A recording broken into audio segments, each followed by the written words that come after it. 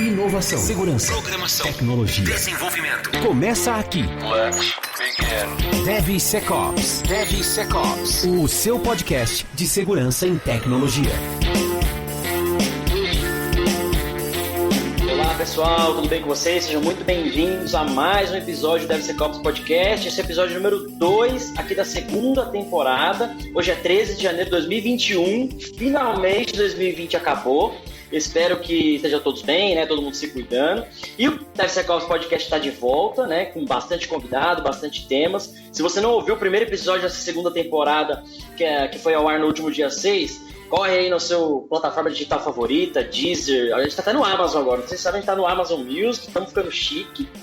No YouTube, enfim, vai lá e ouve o primeiro episódio para você entender como é que vai ser o formato daqui para frente. A gente tem trailer, a gente estamos ficando chique aqui no negócio, estudo e tal, vocês vão ver. E se não pegar as coisas à parte do Cássio, né? Curso, Instagram, vixe, esse cara aí tá bombando. Faz parte. E o que eu ia falar? Até esqueci que você queria falar, você me cortou. Ah, lembrei. Para você ficar, cara, sempre informado na área de segurança, né? A nossa ideia é trazer sempre segurança da informação, sempre voltada para software, né? Mundo de cloud, mundo de hardware, etc. Então a gente vai trazer muito mais convidados nessa primeira temporada, na segunda temporada. A primeira a gente focou mais na nossa experiência, um pouquinho em quem era cada um, né? E coisas que a gente passou e etc. Essa segunda a gente está trazendo mais convidados, mais pessoas de mercado, né? Pessoas com mais bagagem. E a gente viu que a gente não sabia nada, então precisava de gente de conteúdo aqui para falar alguma coisa no podcast para vocês. Agora o negócio decola. Agora vai. E, cara, eu sou o Cássio Pereira. Eu sou o Rodrigo Balbino. E hoje a gente já tem convidada, né? Importante destacar que a gente tem uma convidada fantástica aqui hoje. A gente já vai apresentar ela para vocês, daqui a pouco ela vai falar, não fiquem ansiosos. Mas é só para lembrar de novo, né? Vai no YouTube, assiste os vídeos, que tem making off, tem o Rodrigo passando pelado na câmera sem querer. Cara, quem disse que é sem querer? Pode ser proposital também, né? Bom, vamos lá, gente. O tema de hoje, como a gente já tinha conversado e programado várias vezes, é falar sobre Cloud Security, né? O episódio de hoje tá muito bacana, a gente vai falar Cloud Security, não é porque é cloud, não é porque você está usando um ambiente de nuvem que você está seguro, né? E acho que muita gente às vezes confunde isso, achando que só porque está usando um provedor, porque está pagando uma conta muito alta, já está seguro, já está tudo resolvido e etc. Mas não é bem assim, a gente vai falar também da experiência, o Rodrigo vai bater o papo também. E a Marcela Aguiar, que está aqui com a gente hoje, vai se apresentar aqui agora para vocês e trouxe ela aí, que está muito mais focada nesse mercado que a gente, vai brilhantar esse episódio cheio de macho aqui. É um episódio agora com convidada feminina para ajudar a gente. Finalmente alguém que entende de segurança aqui nesse programa. De segurança de uma vez por todas, né? Então, Marcela, seja muito bem-vinda ao DevSecOps Podcast. Esse é o nosso segundo episódio da segunda temporada. Você já está convidadíssima de novo para vir gravar de novo e sugerir temas, etc., trazer amigos, enfim. Se apresente aí pro pessoal. Muito bom, muito obrigada. Primeiramente, queria agradecer aí o convite do Cássio. Graças à pandemia, eu e o Cássio, a gente só se encontrou uma vez em um evento, né? Então, muito fantástico. Fiquei bem feliz, lisonjeada com o convite de estar aqui hoje. Eu sou Marcela Aguiar, eu estou na área de segurança já tem uns 5 para 6 anos, então talvez eu esteja ficando um pouco velha, mas aí vai do critério de vocês, tá? Sou formada em segurança da informação pela FATEC São Caetano do Sul. Comecei minha carreira em instituição financeira, mais especificamente no Banco de Investimentos Credit Suisse. Lá eu fiquei por 2 anos.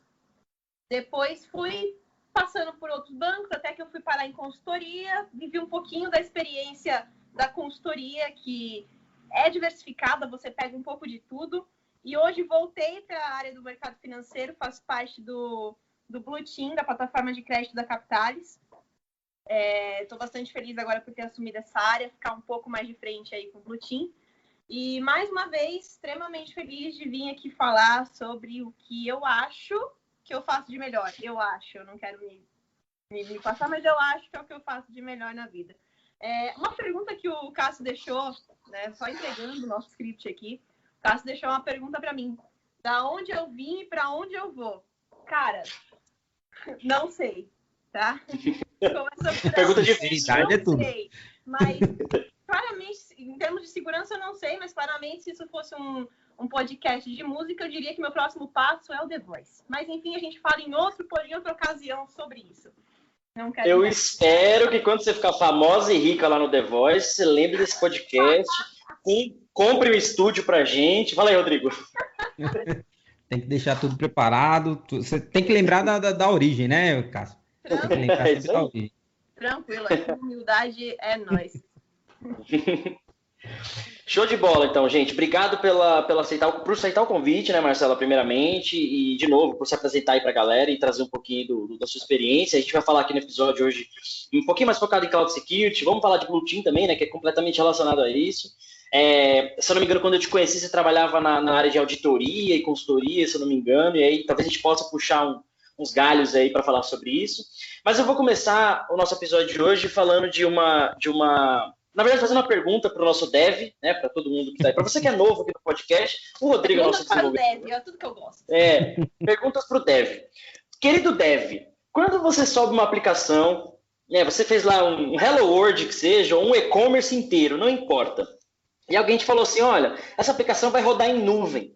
Que momento você fica sabendo isso? É quando você está indo para a produção já? Ou você não fica sabendo onde sua aplicação está rodando? A sua responsabilidade foi só codar ali de fato?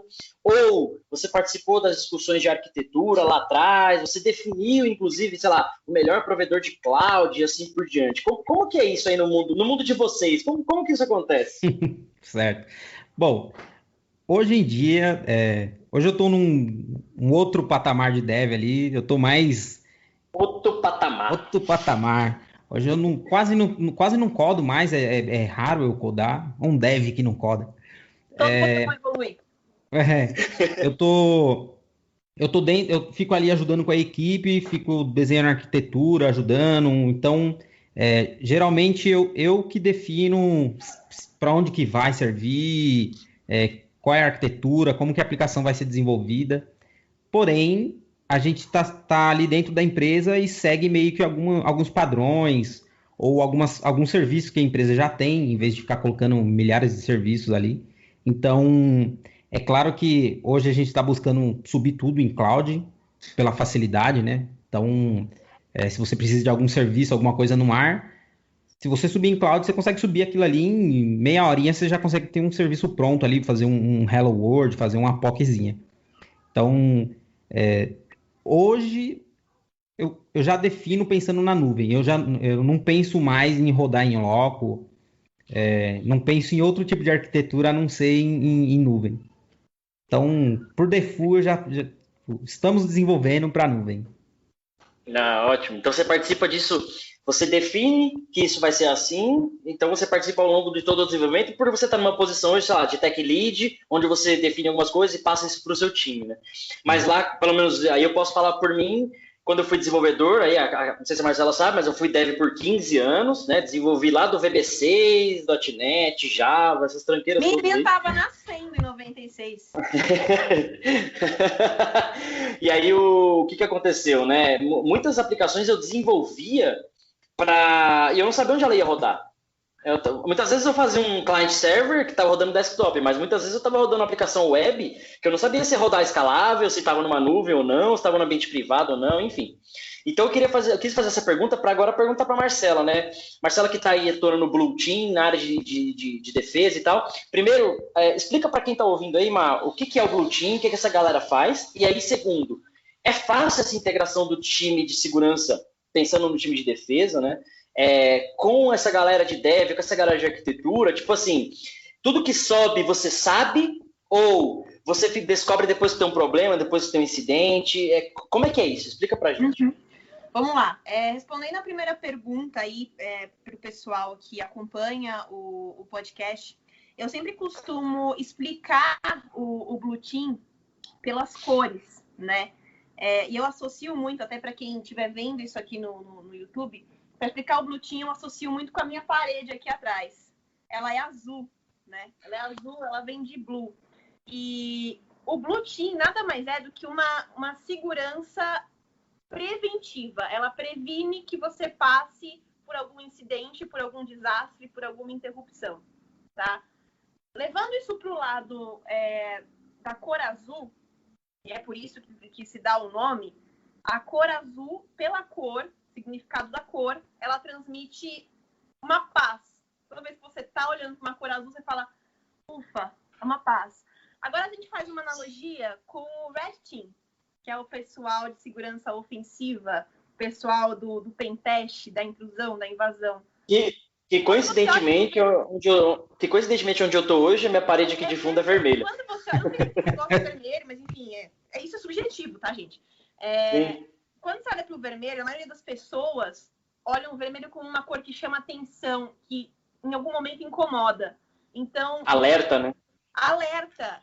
Então, de certa forma, é legal você ter um Red Team para você testar a parte ofensiva, mas é legal você também pensar no Blue Team como aquilo que te dá uma certa paz. Então, o significado de Blue Team é isso, é a segurança preventiva para você tratar e prevenir aquilo que já aconteceu ou prevenir que alguma outra coisa aconteça. É quase um Feng Shui, né? Oi? É quase um Feng Shui. Feng Shui da segurança. Exatamente, é o Feng Shui da segurança. Você falou super bem agora. E a resposta para a segunda pergunta, gente, era se eu sei exatamente o que está acontecendo, é isso? Deixa eu só... Porque eu me perco, assim. Eu sei. Eu também faço isso. A segunda parte era assim, como que é a integração com o time de dev ou arquitetura? Quando você falou, você explicou bem agora, né? Blue Team é para você prevenir. Mas, para a gente prevenir, a gente precisa saber, por exemplo, que o time do Rodrigo está desenvolvendo alguma coisa desde o começo. Assim como ele define que vai ser cloud, assim como ele define que algo vai acontecer, nós, do time azul, deveríamos trazer essa paz desde o começo, né? Olhar tudo que está sendo desenvolvido, os requisitos, etc. É assim que acontece na prática ou não? O time dele vai subir, vai pôr em produção e um dia, quando der um incidente, você vai descobrir. Eu queria te dizer que sim, mas eu também não queria te dizer que não. Então eu vou usar a palavra depende. Porque, assim, na minha visão, eu acho que ela tem particularidades, assim. É muito ruim, tem pré-requisitos, né, para você trazer essa integração. Eu acho que se você é uma empresa, um time, uma equipe que não possui nenhum processo de segurança pré-definido, pré-implementado, nem tenha, sei lá, um desenho de alguma cadeia de valor, um macroprocesso, se você não tem isso, eu acho que não adianta você cobrar isso do seu time de dev. Agora, se você tem, aí você pode cobrar, e essa integração, ela nem sempre vai ser fácil. Porque hoje, eu acho que as pessoas, assim, por mais que existam pessoas como nosso amado Rodrigo aqui, que já pensam na segurança, já pensam na nuvem, já tem uma cabeça um pouco mais voltada para prevenir riscos, né, para mitigar riscos, há ainda quem é resistente que gosta de fazer cagadinha em produção às 5:30 da tarde. Sexta-feira, sextou. Então, com emoção, é para trabalhar com emoção. Exatamente. Então, eu acho que, só fechando a minha resposta aqui, depende porque se você tem, seremos democráticos, você vai lá e cobre isso do seu dev. Se você não tem, amigo, você perdeu a razão. Ótimo. Eu gostei da pergunta, eu gostei da resposta, mesmo sem concordar, porque eu sou mais radical, do tipo assim, que nem eu conheço o Rodrigo há muito tempo, então eu sei que ele por ser dev, ele se preocupa com segurança por gostar de segurança. Mas gostando ou não é algo que tem que ter. Né? Não sei se todo mundo gosta de pôr cinto de segurança no carro, mas você tem que pôr. Né? Além de ser lei, você tem que pôr. Trazer para a realidade a questão da máscara. Exatamente, é desconfortável, é chato, esconde minha barba, que é toda a minha beleza e tal, mas eu tenho que usar, né? Então...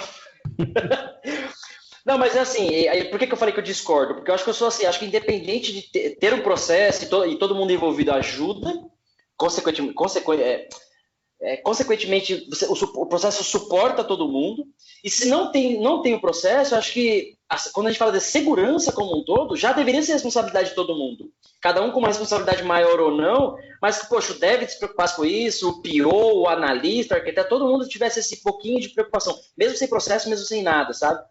Por isso que não é que eu discordo, né? Na verdade, eu tenho uma visão diferente para falar que tem que ter segurança do mesmo jeito. Né? Eu vejo como um complemento, Cássio, porque assim... É isso. Tem essa questão também da chave da consciência nas pessoas, e é por isso que se fala muito de programas de conscientização direcionado. Você faz um programa de conscientização para o seu diretor, como você faz um programa de conscientização falando a linguagem do seu dev. Então, não é um discordar, e sim é um complementar. Eu acho que vem naquela questão que a gente sempre bate lá, né? Que é da cultura, que você precisa que todo mundo já tenha essa mentalidade, que já desenvolva pensando nisso. Só que ainda assim você precisa de um processo para quando essa cultura falhar, ou alguém falhar no processo ali, o processo não vai deixar falhar. Então, se alguém não tem a mentalidade de criar a aplicação com segurança, eu tenho que criar uma forma ali de barrar isso daí, né?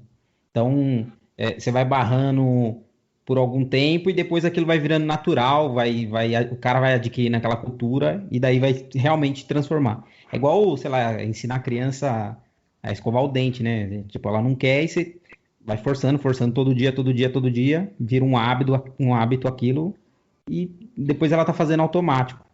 Então, acho que precisa da cultura, é o ideal e é o melhor dos mundos, mas a gente tem que prevenir com processos.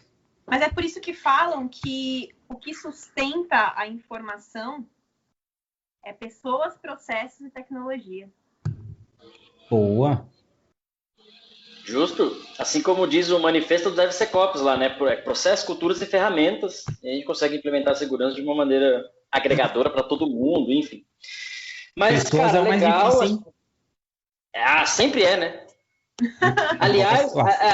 Aliás, é um dos principais pontos de ataque dos hackers, né, e crackers. A engenharia social nunca vai falhar, né? Aquele usuário menos espertinho, vamos chamar assim, sempre vai falhar, né? Bom, foi uma boa introdução. Acho que se apresentamos, né? Falamos um pouquinho do tema, mas vamos descer o nível. Vamos virar baixaria agora. Vamos falar um pouquinho mais do técnico. Espera aí que eu vou até desbloquear aqui para ver mais luz na minha cara. Vamos falar um pouquinho. Pronta, Patrícia. Boa. Vamos falar um pouquinho mais do técnico, que é o seguinte. Que nem o Rodrigo falou que já pensa em cloud, a Marcela falou que é do Blue Team. Eu, no miolo de tudo isso, eu vejo o seguinte. Quando a gente fala de cloud, é porque a gente quer ganhar escala em muitas coisas, do ponto de vista da velocidade de deploy, do ponto de vista de custo, muitas vezes, da própria administração de tudo isso, e pessoas também, né? Enquanto, sei lá, você tem uma pessoa cuidando de um ambiente cloud, você teria 3, 4 no ambiente on-premises para patch, atualizar, sistema operacional, redes, enfim. Não que cloud elimine a quantidade de pessoas, mas eu acho que ajuda de certo modo. Mas, quando a gente fala de segurança, e aí é o que eu queria trazer como tema central do episódio de hoje, quando a gente fala de segurança, muita gente, e aí talvez muitos devs, talvez outras pessoas que não dê segurança, acham que só por ele estar em cloud já está seguro.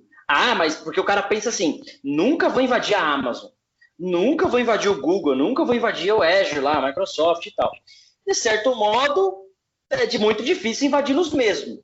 Mas, e o que eu queria trazer como tema central da discussão é a aplicação que a gente sobe, a aplicação que o Rodrigo e outros desenvolvedores sobem, etc., ela expõe falhas e vulnerabilidades. Então, sei lá, do SQL Injection da vida a uma máquina, a uma VM que você sobe com a porta aberta e exposta na internet, por exemplo. Sem uma policy ali, um security group, um firewall, etc. Então, o que eu queria trazer era a gente tentar falar um pouco nesse miolo, né? Então, quando eu uso cloud, a responsabilidade da segurança, de certo modo, não é do provedor, ela é do ponto de vista de patch do sistema operacional, né? De backup dos dados, alguma coisa nesse sentido. Mas quando você está subindo a sua aplicação, o seu código, a responsabilidade é toda sua. A sua API, por exemplo, né? E aí eu queria trazer, talvez, uma pergunta no sentido de, será que todo mundo sabe disso? Né? Ou quem não sabe, como é isso? Como é que a gente conseguiria ajudar essas pessoas, informar mais essas pessoas de que, cara, não é porque você está subindo na Amazon que você nunca vai ser hackeado. Não vão hackear a Amazon, eles vão acessar a URL da sua aplicação. O seu programa.com.br que está exposto a vulnerabilidades conhecidas já há anos no código-fonte, na aplicação web e assim por diante. Então, acho que, na visão do Rodrigo e da Marcela, e aí eu posso complementar depois, como a gente consegue ajudar as pessoas, os devs, os times, as empresas de tecnologia, para elas entenderem que não é porque está em cloud que está seguro. Você precisa desenvolver seguro. Você precisa ter processos, né, como a Marcela falou, ferramentas, pessoas. O Rodrigo complementou com a palavra. A primeira temporada inteira a gente falou uma palavra central, que era cultura, né? As pessoas têm que ter a cultura de segurança, o mindset de segurança. E aí eu vou trazer alguns casos que eu tive também, mas na visão de vocês, o que vocês acham que a gente consegue ajudar ou como fazer isso?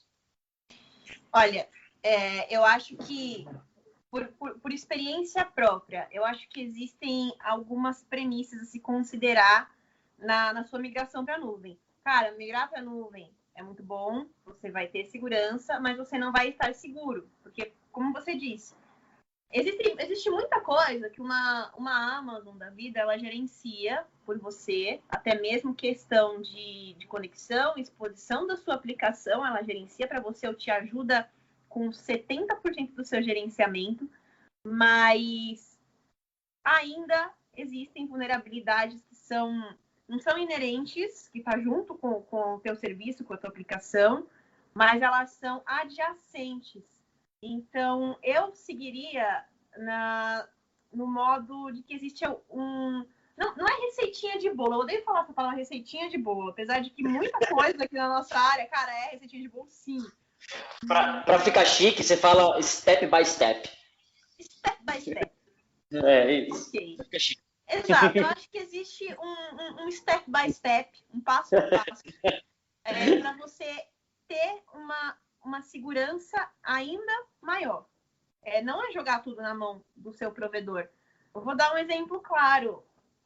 O seu provedor, ele pode ter recursos de administração de regras de firewall, você pode configurar toda a sua conectividade, toda a sua rede por lá, mas pode não ser suficiente. Então, o que eu recomendaria? Você fazer uma infra para fora disso. Não pensar só no seu ambiente, na cloud, ter uma coisa mais externa. Bom, um outro firewall melhor, que vai controlar a comunicação com a tua aplicação que está lá na nuvem. Então, você tem lá o seu investimento na nuvem que vai baratear bastante custos, e a gente pode entrar melhor nisso posteriormente, mas vale a pena o recurso o custo, né, o dinheiro que você economiza migrando para a nuvem, você pode investir numa segurança melhor para complementar o seu trabalho com ela. Uma infra melhor de segurança em paralelo com a nuvem para você tratar, como eu disse, as vulnerabilidades adjacentes, não as inerentes. E aí, Rodrigo, o que você acha? Eu tava pensando tem um vídeo seu que fala das tops vulnerabilidades, acho que da WASP lá, e uma delas é a falta de configuração, né? Qual que era? Tem um nome bonitinho ali para ela também, né? Security Misconfiguration, WASP top 9, se não me engano, 9 ou 10, alguma coisa, o 9, o 10 é alerta e monitoramento. Então, isso daí acho que é um grande risco que a gente corre quando está migrando para a nuvem, até porque muitos desenvolvedores ainda não têm domínio de N plataformas de nuvem. Às vezes o cara tem domínio da AWS e daí ele está subindo no Google ou na Azure. Então, talvez falte alguma configuração para ele ali e ele não está ligado ainda, ele não correu atrás para aprender. E como todo mundo conhece, mundo corporativo, a gente raramente tem tempo para revisitar as coisas e tentar ir lá corrigir. Então, você só vai ver que faltou a configuração depois que alguém já explorou ali, alguém já bateu naquela portinha ali da falta da sua configuração. Então, a gente corre esse risco de começar a usar mais ferramentas e não usar ela direito, ou não seguir o manual, o step by step ali, né? Boa.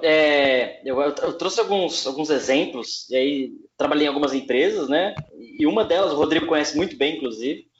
A gente tive alguns problemas lá com cloud security, na verdade, com a má utilização, e aí, cara, vai exatamente de encontro com esse ponto que você falou agora do vídeo lá, que era exatamente assim. Acho que o mais crítico era o time de RH, por exemplo, eles usavam o Amazon lá de você pôr arquivos lá, como que é o nome? S3, né? Amazon S3, né? Então eles usavam o S3 para armazenar arquivos da RH. Até aí, estava tudo ok. O problema é que o S3 estavam todos os buckets, né, estavam públicos na internet e tinha muita informação, assim, imagem, umas campanhas, umas coisinhas do RH lá que eles faziam para contratação e etc, que até aí tudo bem, mas tinha planilha de salário, tinha uma planilha do tipo assim, a verba para uma vaga é essa. É até essa. Então, se você conseguir negociar por menos, a diferença, o cara do RH ganhava uma grana, uma comissão, uma parada assim. Então, você tinha informações ali, expostas num bucket, por exemplo, do S3, que é um Dropbox da vida, que, cara, compromete muito a empresa. Né? Além de, lógico, eu acho que é pior do que o Dropbox, porque o Dropbox, quando você sobe, ele automaticamente é privado. E a chave para você achar ele é uma chave gigante e tal, o endereço. A do S3 não, do S3 assim que você sobe automaticamente ele é público e é bem simples o diretório dele. Então qualquer word list aí que você joga para ficar olhando lá dentro do S3 do cara, você consegue enxergar tudo ali, né? Gente, pessoal que vocês tem que estar ouvindo aí, não sabe o que é Dropbox, não sabe o que é S3, não sabe o que é armazenamento em nuvem, não vai tentar subir uma aplicação no Dropbox, tá? Uma coisa, outra coisa, vai dar ruim, né? E assim, bom, continuando, né? O problema era, comprometia muito a empresa com essas informações. Então, esse foi um caso de um departamento que não é tecnológico, mas que usava um recurso mal configurado, não era nem por eles, era mal configurado por quem disponibilizou isso para eles, que provavelmente foi alguém da área de TI. Mas aí a demanda foi, precisa estar público para acessar de qualquer lugar, ou para compartilhar com outras pessoas externas, etc, etc. Então, imagina-se onde vai essa cadeia. E aí teve um outro problema, aí um pouquinho mais técnico, que era alguns API gateways. O pessoal criava o API gateway, uma URL, que já é exposta na internet, né, por definição, que chamava um back-end interno, que aí era mais restrito. Só que esse API gateway exposto, ele não tinha nenhuma chave de autenticação, nenhum API key, login, nada. Era simplesmente uma API que qualquer pessoa que achasse o URL poderia consumir. Precificação, pedidos históricos e assim por diante. O Cássio, pega um pouco mais leve, que a Marcela tá passando mal ali, ó. Você vê a cara dela. Tipo, gente, eu não tô acreditando nisso. Agora eu tô preocupada. Tá quase desmaiando. Tá vivo ainda a operação? Porque... Calma, fica tranquila. Vai ter mais detalhes. Não, vai ficar pior. E assim, ainda aí as APIs expostas, todo mundo batendo. Aí eu queria chegar na parte técnica nesse ponto, né? O que aconteceu? Essas APIs começaram a ser atacadas, entre aspas. E o ataque, na verdade, era pessoas da própria empresa, do time de QA, que faziam alguns botzinhos para rodar na madrugada ou de um horário de manhã para fazer teste de estresse, teste de preço, para buscar umas planilhas, enfim. Então, assim, em vez de, 100 mil requisições que a API sofria durante o dia todo, era 500 mil só na manhã, só numa hora. Nossa. E aí, poxa, aí vem os experts da TI, né? Estamos sofrendo um DDoS, sabe esse tipo de coisa? Fala, cara, se fosse DDoS, tinha caído tudo, assim. E aí, assim, qual que foi o ponto, descendo no nível técnico ainda, qual que foi a solução, né, para tentar descobrir? Me dá a URL da API, aí eu descobri que lá na Amazon tinha algumas stages, estava sendo utilizada alguma stage específica. No fim das contas, eu tive que aumentar o custo, porque eu tive que salvar os logs, que não tinha log de requisição, para poder pegar os IPs. Para poder pegar os IPs que chegavam. Faz tanto log de requisição que bate lá. Então, não estava habilitado. Aí eu tive que habilitar os logs por algum tempo, porque tinha um custo, exportar esses logs para uma base minha interna, para poder ver no painel, para poder ter acesso aos IPs de request, para falar, poxa, quem está batendo? No fim das contas, quando chegava os IPs, era IP Amazon. Eu falava, cara, ninguém sobe tanta máquina na Amazon para fazer isso, a menos que seja um ataque muito elaborado. Aí conseguimos investigar, etc. E, cara, em algum tempo a gente falou, puxa, era um time interno, uma pessoa interna que rodava um botzinho de manhã. Então não era ataque nenhum, estava tudo bem, mas assim, ninguém tinha visibilidade. Então, e aí os S3, por exemplo, aí entra numa pergunta que eu queria fazer mais para frente, mas adiantando um pouco, né? Que é como fazer segurança em cloud. E além a Marcela falou, né? O provedor faz algumas coisas para a gente. Mas, por exemplo, nesse caso do S3, eu tive que fazer um Python que batia na API da Amazon, ficava varrendo todos os buckets S3, e o que tivesse que marcar tag pública, ele me mostrava e me dava um alerta. Dessas públicas, eu mandava para um outro time que ia fazer uma curadoria do que estava público lá. Buscava algumas palavras-chave, né? Planilha, salário, essas coisas, Então, você entrava nessas chaves já, o alerta era maior, mas se não, alguém ia fazer uma curadoria para ver o que estava exposto, etc. Então, vamos puxar essa pergunta aí para a Marcela mais específica, né? Como fazer segurança em cloud, né? Nesse caso eu tive que fazer script, usar a própria API do provedor, algumas coisas eu podia usar lá no painel, mas o que você tem visto aí no mercado, o que você tem sugerido para clientes, etc. O que você indica, como que é isso? Para responder isso, eu vou usar um pouco mais a minha bagagem na questão da governança mesmo. Porque eu acho que o que eu recomendaria nesse caso, beleza, você viveu a situação, legal, tome para si que não é porque você viveu aquela situação que você perdeu o jogo. Leva de aprendizado e coloca o quê? Monitora a governança, começa a colocar alguns processos. Começa por aí, porque você vai monitorando aquilo que você está implementando e vai deixando com indicadores, com métricas, entendeu? Eu estou usando mais essa visão de governança mesmo para responder, porque pela minha bagagem, eu não vou conseguir te dizer tecnicamente aquilo que você precisa fazer. Se é um script, poxa, você precisa fechar essa conexão. Óbvio, você precisa fechar, tá? Estou contando aqui que precisa. Mas eu acho que, para além do esforço que você vai ter para fechar, para limitar o range que vai acessar, para não ficar público isso, às vezes até colocar talvez uma VPN para separar o acesso lá desse S3 que você comentou. Eu acho que, para além disso, você ter a governança da Cloud Computing bem gerenciada, porque eu acho que começa por aí. Você começa a formar os seus processos, a tirar a métrica, e tem tanto material para você fazer isso. Tem até normativas da BNT e BR para você fazer isso.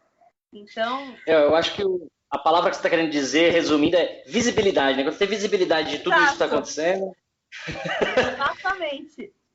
Tem a visibilidade do que está acontecendo e do que você está fazendo também, para medir a efetividade. Ótimo. E aí, Rodrigo, o que você tem a dizer dessa empresa que tem APIs expostas na internet com os dados dos funcionários, clientes? Eu acho que a gente tem que contratar essa equipe de segurança linda, com o Cássio como agente ali. Cara, acho que é um processo de maturidade, né? A empresa, eu lembro desse, não deste caso em específico, mas dessa empresa, assim. E eu lembro que ela era uma empresa que a área de TI dela era muito recente. E então as coisas, não havia processo, não existia processo, não existia um time de arquitetura ou um time de segurança forte. Acho que na época tinham 3 gato pingado lá, né, em segurança. Então é difícil, é igual a história da gente pegar um monolito e transformar em 1 milhão de microserviços, assim. Você pegar uma empresa que já é bem estruturada, que já roda há muito tempo, e de repente você trazer ela para a nuvem, digitalizar ela e deixar tudo bonitinho assim de uma hora para outra. É um processo longo e difícil. A gente vai bater cabeça, vai apanhar bastante, vai ter falhas de segurança, mas tem que ficar de olho. Não pode acontecer um caso e esquecer daquilo. Aconteceu, deve ter mais alguma coisa. Se aconteceu isso, deve ter outro. Vamos correr atrás, vamos investigar.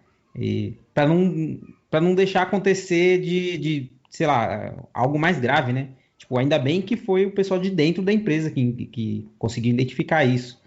Imagine se começa a expor. Imagine agora, em tempos de LGPD aí, que sai algum dado aí que não pode e a empresa toma uma multa gigante aí, quebra a empresa, bicho. E é até interessante o que o Rodrigo falou, porque a segurança, ela é diferente de privacidade. Privacidade diferente de segurança, vice-versa.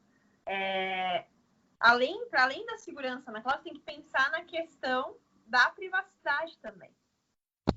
Até onde o teu provedor prega pela privacidade, não só dos dados pessoais, mas pelas informações.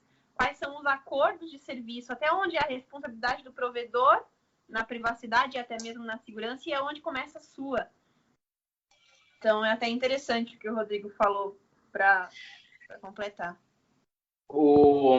Ainda falando desses casos aí, a gente volta naquele ponto da cultura, né? Essa empresa em específico, a cultura foi, vamos migrar para a cloud, todo mundo tinha uma conta e um acesso, poderia criar recursos, máquina, o que fosse, então, por isso que teve tanto problema assim. E aí volta, praticamente faz um link com o que a Marcela falou. Se você tem uma governança, igual eu já vi em outra empresa que eu passei, e falou, opa, você é um cara de departamento X, você vai ter acesso a isso e isso na nuvem, né? Ou no provedor, ou você não pode criar nada, você só vê e assim por diante. Envolve gestão de acesso, a própria governança como um todo.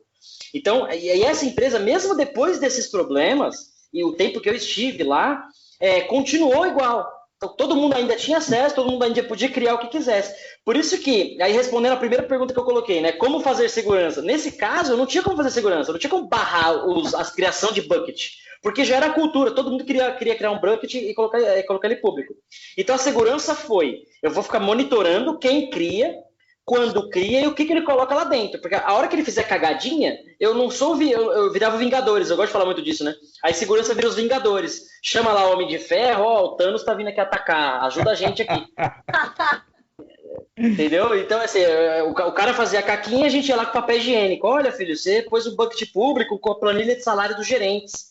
Por exemplo, você só entra no incêndio, né? Você não previne, você entra no incêndio já, né? Exato. E outro ponto pegando essa ideia de script, automação, que é o tema central do podcast, né? A gente fala de DevSecOps como automação, como ferramentas e tal. Parte da solução que eu consegui encontrar para um outro problema que era a galera criando máquina virtual na internet, criando máquina virtual pública. E o que a galera fazia? Criava a máquina Linux e deixava a porta do SSH exposta para a internet. Então, a porta 22, por exemplo, ficava aberta na internet, qualquer um podia conectar.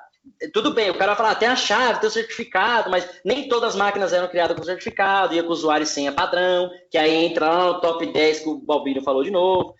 E aí, qual foi a solução? Scriptzão, toda vez que alguém subiu uma máquina e o security group tiver a porta 22 asterisco, né, aberta para Deus no mundo, alertava, ou aí eu criei um script que ia lá e matava a máquina. Então, você começa a fazer algumas coisas reativas, que aí, de novo, precisa achar uma cor, né?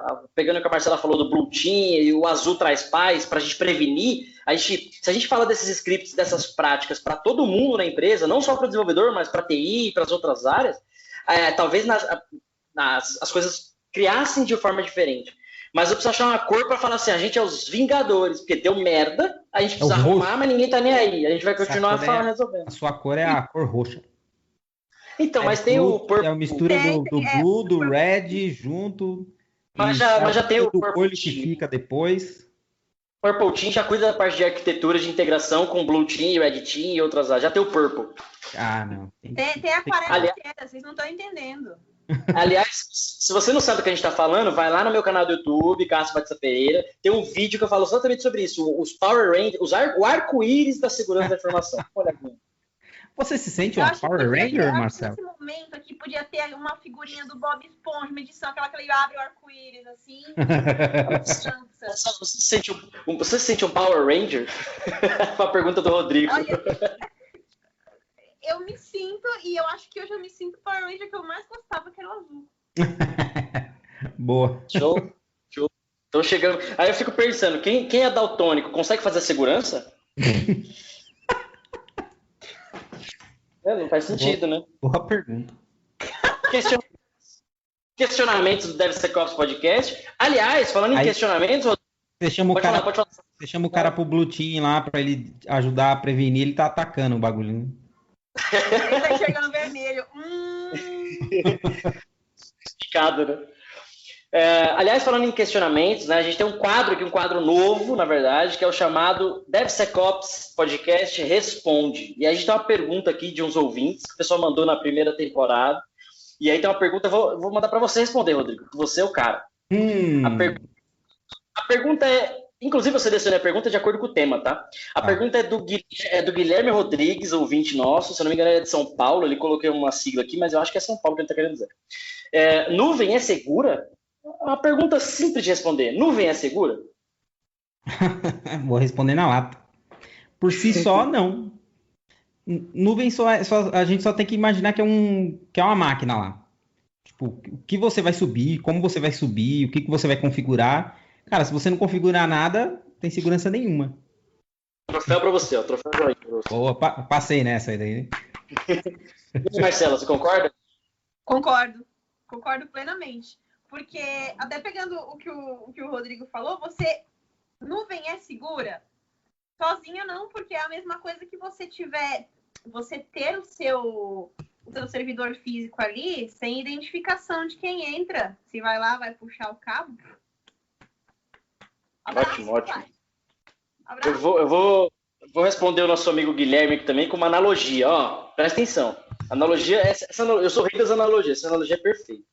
Não adianta você estar no carro mais seguro do mundo, sei lá, Ferrari, é o Smart. O Smart já foi considerado um carro mais seguro, não importa. O carro mais seguro do mundo dirigindo bêbado. Simples assim. Se você não sabe... Adorei. Você está comparando devs a motoristas bêbados. Se ele não sabe de segurança, não sabe codar, ele é pior que o motorista bêbado. Era isso, gente. O podcast de hoje é isso aí. A gente falou de motoristas bêbados desse meu Brasil. Falou. Sabe por quê? Porque se você parar para analisar... Cara, olha só. Se você parar para analisar, o motorista bêbado assumiu a responsabilidade, assumiu o risco de pôr a sua vida ou a vida de alguém em risco. O dev que não sobe um bagulho seguro, que não faz scan do código, ou o time de infra, não só o dev, o time de infra, a TI, que não se preocupa com segurança, assumiram os riscos. Então, se a empresa sofrer um vazamento de dados, etc., o time de segurança vai chegar lá e falar, eu avisei. Gente, adoro. Eu sou aquariana, né? Só uma adenda que eu sou aquariana. Aquariana adora te pegar assim, ó. Eu não disse? Eu disse pra você, não disse, tá dito. Bom, legal. Gostei desse quadro. Vamos pegar mais perguntas aí dos ouvintes. Antes de ir para outra, tem um lado de segurança em infra, né? A gente está sem um representante de infra aqui ainda, por enquanto. Envie seus e-mails aí. Queremos enviar seus e-mails. Boa. Caixa postal. Cássio Batista Pereira. Acho que 0028992 é mentira. Eu conheço essa daí, acho que é para ganhar o PlayStation. É para ganhar o PlayStation.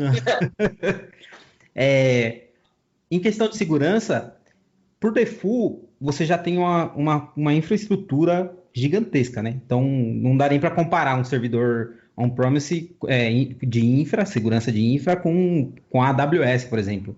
Os caras podem jogar bomba lá, que os caras têm um backup em outro lugar. Ou você vê aquela da Azure lá, os servidores da Microsoft, os caras tiraram para fazer manutenção, era subaquático. Subaquático.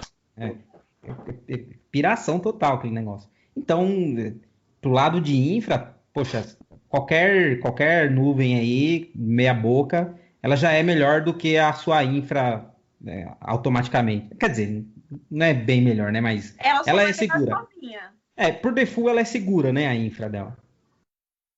Pelo menos um mínimo ali, pelo menos... Assim, é igual ela assumir que... Eu volto naquele ponto da pergunta, a nuvem é segura. Ela vai ser mais segura do que o seu servidor local, mas não sozinha. Ela é segura até a página 2. Da 2 por diante, aí você decide o que acontece. E você não prestar atenção também, né? Você olha o seu contratinho ali, vê o que você está assinando. Exato. Você não vai ter o risco da... Até onde começa a responsabilidade do seu provedor, onde ela termina, onde começa a sua. Você não vai correr... Acho que o Rodrigo colocou, você não vai correr risco da tia do café entrar na sala do servidor e desligar a tomada para ligar a cafeteira, por exemplo. Cara, eu já trabalhei numa empresa que uma vez eu derrubei um servidor porque ele ficava no meu pé, eu não sabia. Tinha um servidor de um serviço. Você apoiou os outros descansos de pé. Eu nunca soube. Me deram aquela cadeira, sentei, fiquei lá. E daí um belo dia, eu bati o pé assim no servidor. Caralho, quase que eu desliguei meu computador agora, batendo um pé também aqui. Mas aí, ó. eu bati o pé assim e pum, caiu o servidor lá, ninguém viu. E daí o pessoal começou, as luzinhas vermelhas lá, tal, né? Que o servidor caiu. Aí de repente veio um cara aqui do meu lado, Com licença, deixa eu ligar o servidor. Isso daqui é um servidor? Acho que era uma máquina velha que alguém soltou aí. E era, Show. cara, e eu vou dizer, era uma empresa gigante, é uma empresa monstruosa. Gente, Na área de eu tenho um seguradora. de uma empresa pequena, né? Muito parecido. Eu também já chutei um servidor debaixo da mesa, mas era numa empresa pequena que e até a posição do roteador estava errada, e aí vinha o diretor-geral da empresa dizer que por que a internet não está funcionando na sala de reunião. Eu só fazia assim, ó. Roteador da mesa, amado. Só apontava. Ó, para vocês que estão ouvindo a gente e não sabem, a dica do tio de hoje é para você aprender a hackear. Dica de engenharia social. Muita gente me pergunta, mano, eu vi que você falou no podcast uma empresa tal, que absurdo, que empresa que é? A gente não pode falar. A gente vai ser processado, a gente vai ser preso, as empresas vão reclamar, eles fazem cagada, mas vão reclamar. Então o que eu vou dar? A dica é, vai no LinkedIn da gente, vai no LinkedIn dos convidados, dá uma olhadinha lá, tem alguma empresa que já vai eliminar muitas opções. Então tá ali no meio. Pode ser que a gente tenha tanta vergonha dessa empresa. Nesse caso que eu falei, o meu LinkedIn não achar é nada. Eu falo assim, ó, pode ser que a gente trabalhe em alguma empresa que a gente tem tanta vergonha que a gente não põe no LinkedIn. E aí você vai ter, né, vai confundir sua cabeça. Mas já é um bom lugar para você pesquisar, pode ser que esteja lá, né? Tem empresa que eu passei lá e eu não coloquei mesmo. Não coloquei. Essa que eu falei, Justo. eu não coloquei, não penso em colocar, porque ou vergonha alheia tem um roteador debaixo da mesa. Essa que eu falei é fictícia, viu? Não tem nenhuma empresa de seguradora lá que eu chutei. Vagabundo. Bom, não, mas gostei desse quadro aí, de trazer as perguntas dos ouvintes. O pessoal sempre pergunta aí. Vamos começar, vamos fazer mais vezes. De repente a gente pode ter uma vinhetinha para esse quadro, Rodrigo. Você que é o editor de áudio aí, você que é o nosso DJ. É nada, já tô contratando um editor aqui já, ó. Esse podcast tá ficando famoso já. Uma hora já fica famoso. Tá. Oh, deixa eu aproveitar as perguntas aí e fazer uma pergunta para Marcela aqui. Claro. O Blue Team de engenharia social é um coach?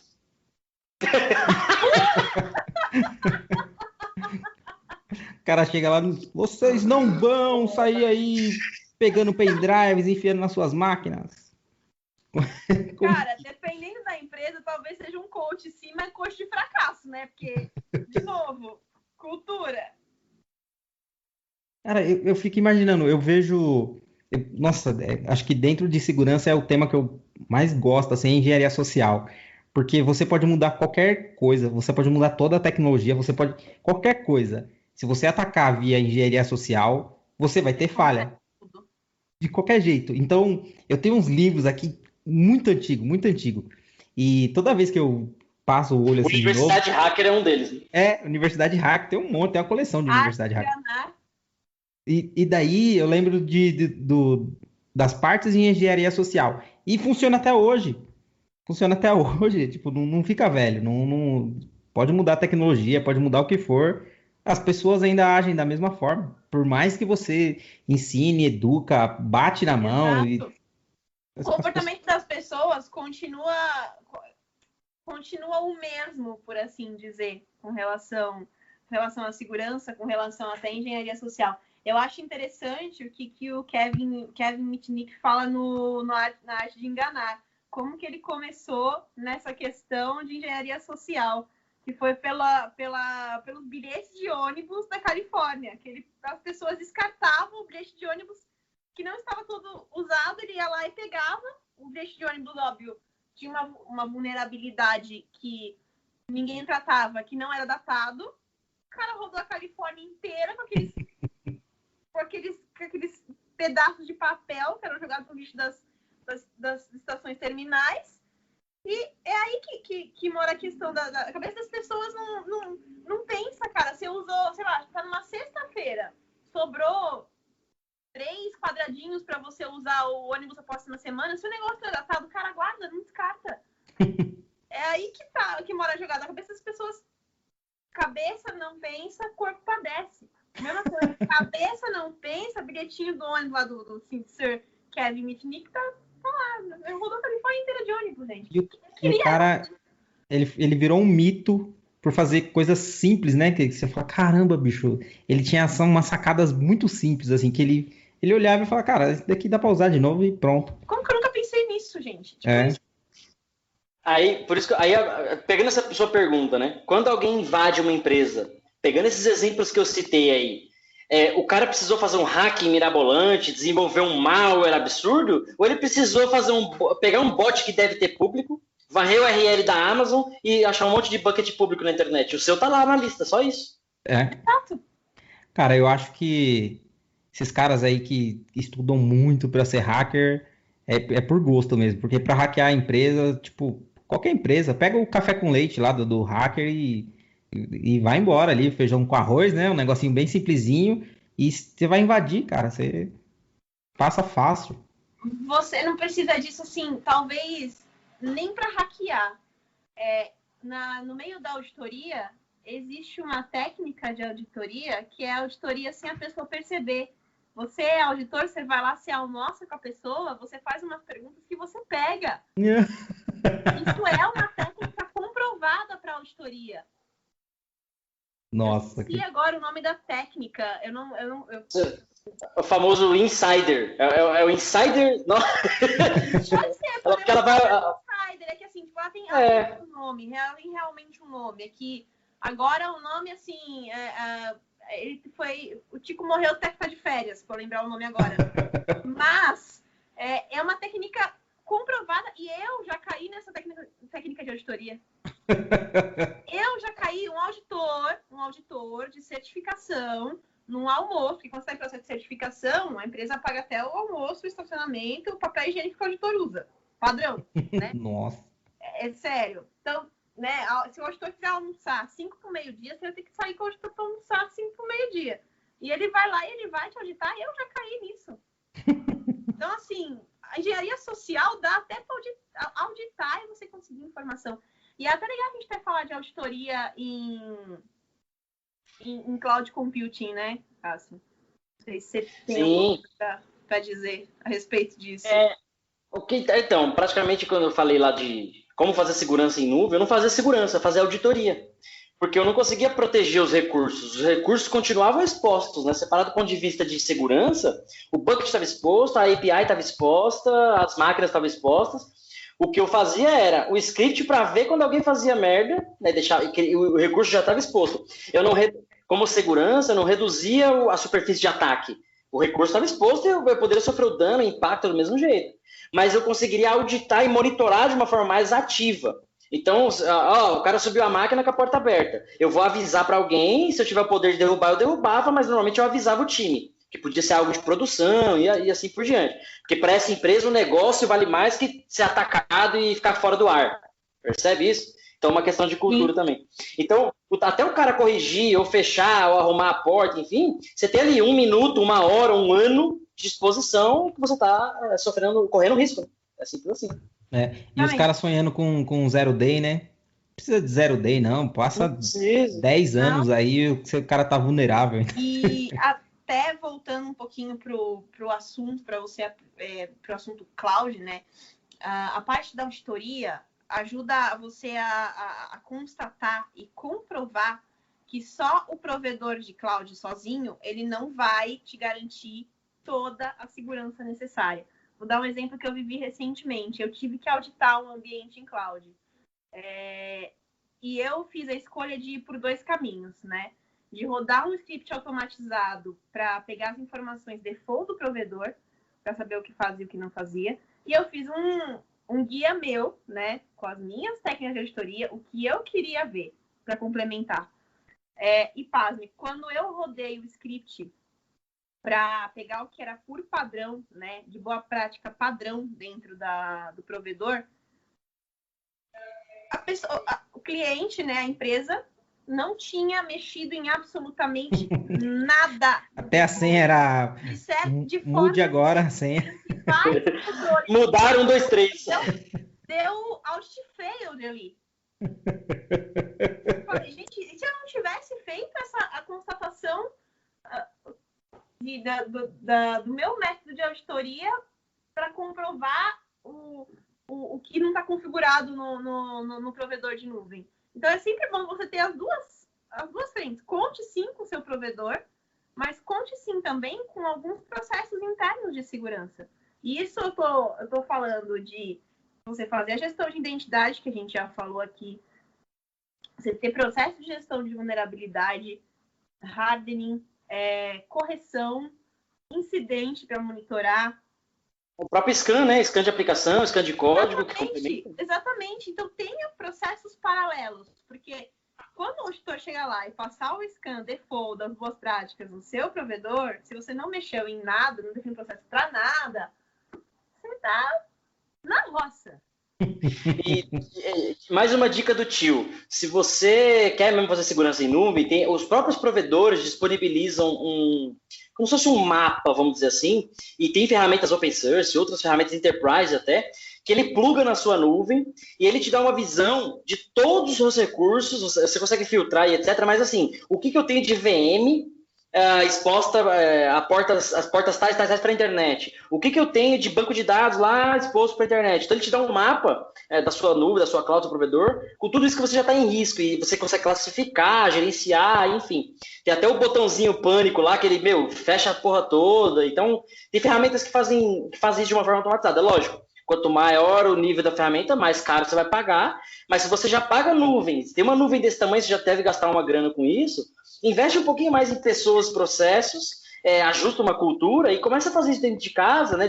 Faz uma força-tarefa para fazer uns levantamentos de coisas mais críticas, que você vai conseguir fechar como diria um chefe meu, né? Fechar a casinha. Você vai fechando sua casinha um pouquinho mais e evita que pessoas desautorizadas entrem, por exemplo. Bacana. Bom, 1 hora já aqui gravando. Gravando não, né? A gente tá ao vivo. Não, mentira, não tá ao vivo, a gente tá gravando. A gente falou, cara, acho que a gente falou bastante, falamos bem de muitas coisas. Não sei se vocês querem complementar, Marcela, Rodrigo, querem complementar alguma coisa, algum insight aí que veio. Fiquem à vontade, senão eu já vou para o encerramento aqui e a gente caminha para o final.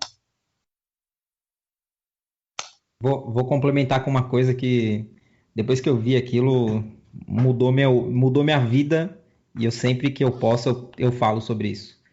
Tem aquela tag lá do Read the Fucking Manual. Lê o manual, entenda como funcionam as coisas e aplica. Lê a documentação.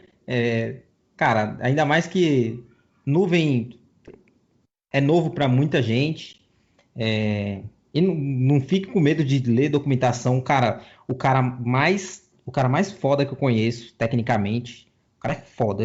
Qualquer coisa que você perguntar, ele sabe. Tudo que você vai perguntar para ele, que ele vai implementar, ele tá com a documentação aberta. Tudo. A todo momento. Então, não é vergonha você consultar. Tem gente que acha que, tipo, não, se eu não souber, eu não sou um desenvolvedor. Então, desenvolvedor, cara, é Google aberto o dia inteiro ali, é documentação da aplicação, documentação da nuvem. Então, lê o manual. Lê o manual que... Não desdenha de quem quer documentar o teu processo e aquilo que você fez, porque isso pode ser útil para você, para o outro, para quem vem depois, para melhoria. É o que eu falo sempre, né? Eu acho que tudo mesmo, sem exceção, nessa vida começa como se fosse um ciclo PDCA. Desculpa, eu não conheço. Fica pro próximo podcast. Já tinha outro tema aqui. Qual era o tema que você queria fazer no próximos episódios aí, Marcela? Você tinha falado de um, né? Engenharia social, não era? Falar de engenharia social, pra gente falar um pouco mais. Boa.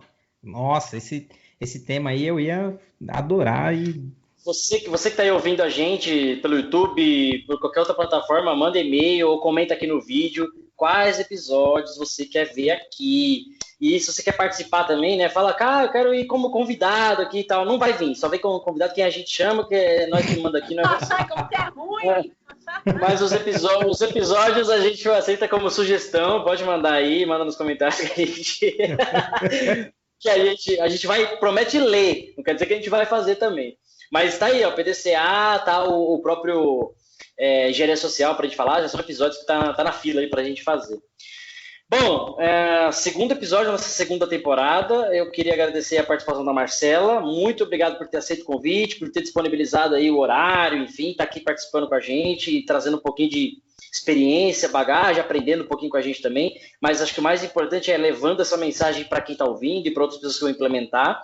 Eu tenho clientes, por exemplo, que, cara, nossa, eu descobri um podcast aqui legal, eu conheci a sua voz, é você mesmo? Eu falei, cara, sou eu, pô, legal, não sei o quê. Então, assim, eu tenho do cara como cliente, que ele tem um conhecimento de mercado, mas eu vi um episódio que trouxe valor para ele, que agregou de alguma forma, ou reviu um conceito que, por um outro ponto de vista, acho que a nossa missão aqui é sempre essa, né? Lógico, se der pra gente ficar milionário e andar de Lamborghini com o podcast, vai ser muito bom. Mas se não der, tá tudo bem. A meta é por que não? Tá pra mim, pra vocês. Eu só quero o carrinho que a porta abre pra cima. Boa, igual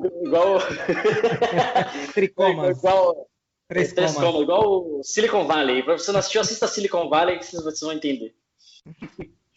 Marcela, quer se despedir do pessoal? Quer se despedir da gente? Fica à vontade aí. Quero primeiro, de novo, agradecer o convite. Foi um papo muito, muito, muito legal, muito especial para mim. Espero ser convidada para os próximos. Vou mandar e-mails para ver se eu sou convidada para os próximos. Não sejam malvados comigo, porque eu não fui malvada com vocês na hora de aceitar o convite. Quero próximos podcasts. Também a gente tá pagando um cachê alto para os convidados aqui, né, Rodrigo? Ou manda iFood pra mim, cadê o iFood? Se alguém quiser entrar em contato pelo LinkedIn, fica à vontade, é Marcela Aguiar mesmo. Marcela Aguiar Cruz, porque meu nome é imenso, mas enfim, não vem ao caso. Deixa para outro podcast a gente fala do meu nome imenso. Mais um. Deve ser a sigla aí que ela usa. Mas pode procurar Marcela Aguiar. PDCA é esse do nome, né? PDCA, se não fosse Patrícia. Patrícia de Castro Alves, ó. PDCA. Aí, ó. Viu só? Marcela, você tem Instagram, o pessoal te segue no Instagram, você faz vídeos, faz conteúdo, passa aí. Não faço conteúdo, não, só conteúdo inútil mesmo. Se quiser. Tá fazendo nesse exato momento, ó. Exato, tô fazendo marketing útil. Tirando a parte do LinkedIn, que o LinkedIn é realmente útil, vocês podem seguir, podem mandar mensagem, pode conectar, fiquem à vontade. Eu demoro um pouquinho para responder, que eu sou meio lesada, mas eu respondo. O Instagram é cultura inútil mesmo. Quiser seguir, o Cássio pode colocar na descrição, porque eu não vou soletrar meu Instagram aqui. É Mabral, mas assim, escreve que é melhor. Esses dias, por incrível que pareça, eu tava falando com umas pessoas importantes pra mim até. E aí falaram assim, nossa, eu jogo um jogo, acho que é Fortnite, sei lá que jogo que era. E aí eu falei, como que é o seu nick lá no jogo? É não sei o que lá, cremosinha. Eu falei, sério? Desse mal eu não sofro, nunca sofri, nem na época do MSN lá em 2006. Pois é, e aí tem um amigo meu também que o e-mail dele, até hoje ele não trocou, é lobo mal, não sei o que, @hotmail. Sabe alguém que usa pra entrevista também, cara? Sabe aqueles e-mail antigos de chat do UOL e tal, é e-mail do cara. Mas enfim, esse e-mail foi o que ele não teve vergonha de mostrar. Imagina o que ele usa mesmo. Digo mais, ele já participou aqui do podcast com a gente, já foi convidado, já participou aqui com a gente. Busca aí os outros episódios, vocês vão ver quem que é. Tá falando desse e-mail? Eu vou buscar. Bom, pessoal, esse foi o episódio número 2 do DevSecOps Podcast. Você ouviu sobre Cloud Security. A gente falou de uma forma introdutória, né? Como fazer segurança. Falamos sobre Blue Team, como é que a gente automatiza. Falamos dos Vingadores mais uma vez. Falamos do que o Rodrigo sobe a aplicação e não sabe nem onde está subindo. Né? Então, foi isso que a gente resolveu no episódio de hoje. Eu sou o Cássio Batista. Eu sou o Rodrigo Balbino. E eu sou Marcela Aguiar. Marcela Aguiar. Gente, muito obrigado. Até o próximo episódio. Tchau. Tchau. Então, pessoal, tchau.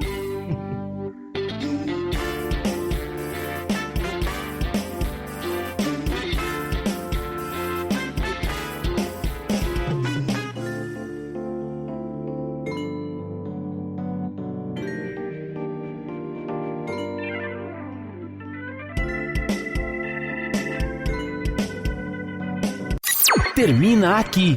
DevSecOps. DevSecOps. O seu podcast de segurança em tecnologia.